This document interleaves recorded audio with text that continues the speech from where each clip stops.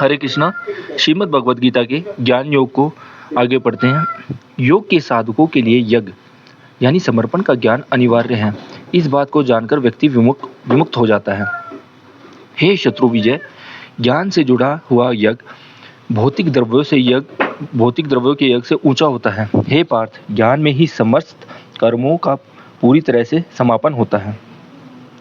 अब ऐसे आत्मिक व्यक्ति के पास जाकर इस ज्ञान को समझने का प्रयास करो जिन्होंने परम सत्य के दर्शन किए हैं। नम्रता से उनसे पूछो और उनकी सेवा करो। वे तत्वदर्शी संत तुम्हें ज्ञान देंगे और इस पावन पथ का अनुसरण करने के लिए तुम्हें दीक्षा प्रदान करेंगे। हे पांडुपुत्र, इस ज्ञान को समझकर तुम कभी भी मोहित नहीं होगे। इस ज्ञान के माध्यम से तुम सभी प्राणियों का आध्यात्मिक स्वभाव जान पाओगे और सभी को मुझ में ही स्थित देखोगे। भले ही तुम महापापी क्यों ना हो, ज्ञान यानी विवेक के नाव पर सवार होकर तुम इस व्यसनों के सागर को पार कर सकोगे। हे अर्जुन, जिस प्रकार एक धधकती अग्नि काठ को जलाकर राख कर देती है, उसी प्रकार ज्ञान की अग्नि सभी कर्मों को भस्म कर देती है। समस्त विश्व में ज्ञान से अधिक पवित्र और कुछ नहीं। यथा कर्म उचित समय पर योग में संपन्न व्यक्ति अपने आप इस बात को समझ जाता है।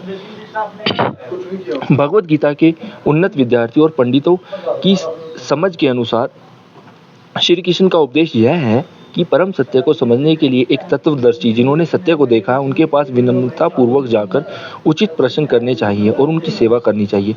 इस तरह हमारे परिप्रश्न और सेवा से प्रसन्न होकर तत्वदर्शी अभ्यर्थी को योग के पावन विज्ञान पर उपदेश एवं दीक्षा प्रदान करेंगे।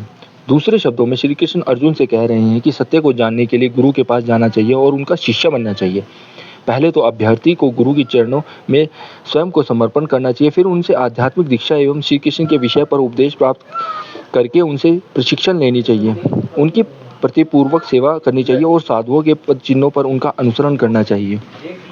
गुरु या आचार्य को श्री कृष्ण का प्रतिनिधि मानकर उनकी आज्ञा को सावधानी से पालन करना चाहिए। एक सच्चे गुरु यानी श्री कृष्ण परमात्मा के ही प्रतिनिधि होते हैं और वे दो प्रकार के होते हैं, दीक्षा गुरु और शिक्षा गुरु। दीक्षा गुरु दीक्षा प्रदान करते हैं और शिष्य को अपनी परंपरा का सदस्य बनाते हैं।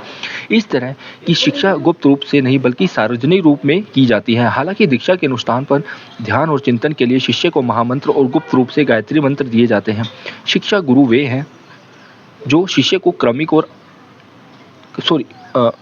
क्रमिक तौर पर आत्म साक्षात्कार में प्रगति के लिए अभ्यास संबंधी उपदेश प्रदान करते हैं। दीक्षा और शिक्षा गुरु के प्रकार वही गुरु या पृथक गुरु कर सकते हैं, किंतु किसी भी सूरत में दोनों दीक्षा एवं शिक्षा गुरु को श्री कृष्ण का प्रतिनिधि होना आवश्यक है। इस तरह गुरु को श्री कृष्ण के समान ही समझना चाहिए और उनका पूर्ण रूप से आदर सम्मान करना चाहिए। श्री कृष्ण इस बात की पुष्टि श्रीमद् भागवतम में इस प्रकार करते हैं, यह जानो कि गुरु यानी आचार्य और मुझ में कोई अंतर नहीं है और कभी उनका अपमान नहीं करना चाहिए। उनको सामान्य समझकर कभी उनसे ईर्ष्या नहीं करनी चाहिए, क्योंकि वे समस्त देवों के प्रतिनिधि हैं।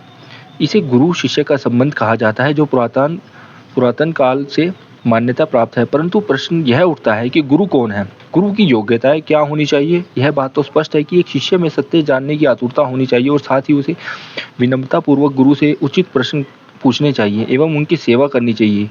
किंतु एक गुरु से हमें क्या अपेक्षा करनी चाहिए, उनकी योग्यता क्या होनी चाहिए। भगवद गीता में कहा गया है कि गुरु को तत्वदर्शी होना चाहिए, यानी कि जिन्होंने सत्य को देखा है एवं उन्होंने कृष्ण प्रज्ञा के विज्ञान की जानकारी भी होनी चाहिए। यह बात पूर्व निर्धारित करता है कि एक गुरु भी अपने पूर्ववर्ती गुरु के शिष्य हैं। इस पद्धति को गुरु परंपरा कहते हैं। भगवद गीता परम सत्य के ज्ञान में प्रवेश पाने के एवं सत्य को पहचानने के मापदंड निर्धारित करता है। श्री कृष्ण भगवद गीता के मुख्य वक्ता हैं, अतः एक गुरु को आवश्यक रूप से श्री कृष्ण की ही परंपरा में होना चाहिए।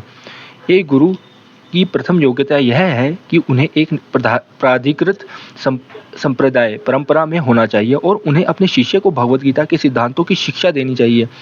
कुल 4 संप्रदाय हैं और हमें भगवद गीता का सैद्धांतिक ज्ञान इनमें से किसी एक का सदस्य बनकर प्राप्त करना चाहिए।